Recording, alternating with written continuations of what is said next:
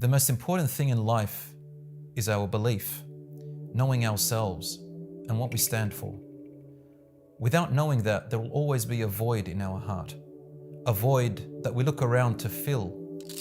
We see the world around us, and some people don't think beyond the superficial things they see. The void then becomes one of being distracted with material things.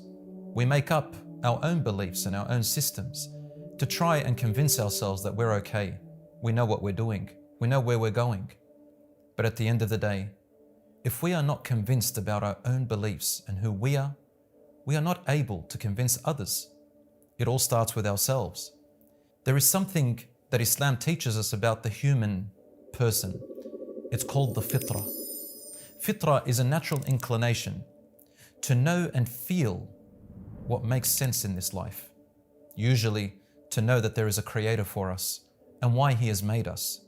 Allah subhanahu wa ta'ala says, "We shall show them our signs and guidance in space, in the heavens, in the celestial bodies up above us, and within ourselves in our own biology." And that's just talking about that instinctive nature. The prophets of Allah are no different. They were created with this fitrah as well, for they were humans. And to us, Ibrahim alayhi salam is what we're going to talk about. When he was born with that fitrah.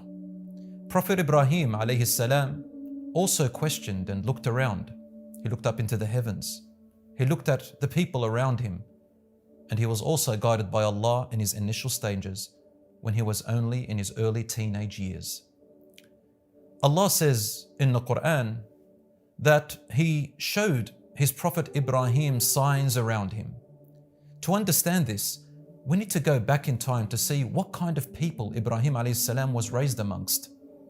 Well, the historians tell us that Ibrahim alayhi salam was born in a place called Ur, which later on became most likely Babylonia.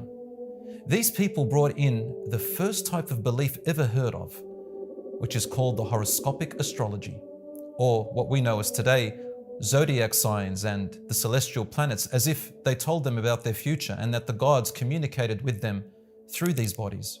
The sun had a meaning, the moon had a meaning, the way the stars came together had a meaning.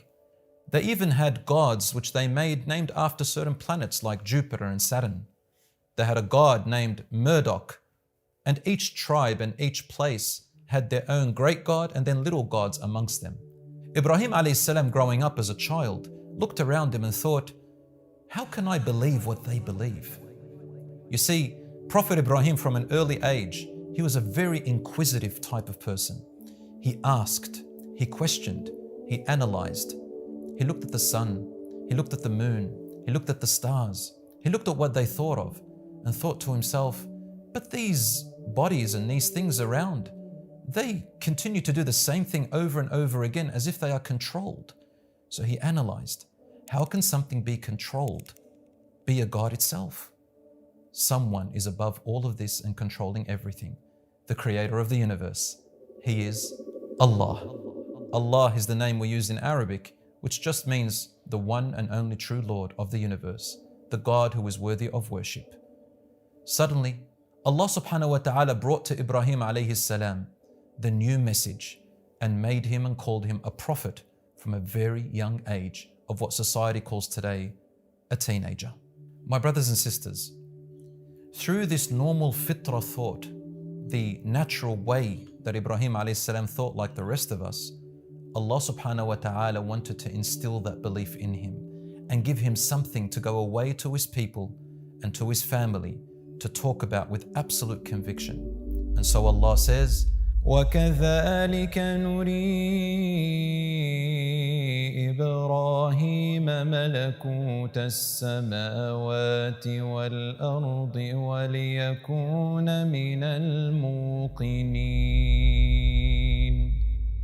And so we showed Ibrahim the kingdom of the entire heavens and space and also of the earth, so that he can instill his faith and be assured of what he had believed in before even the message came to him.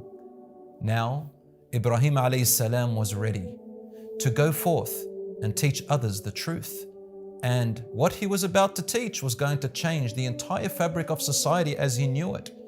It was not going to be an easy task. And the most difficult task was he has to face none other than his own father.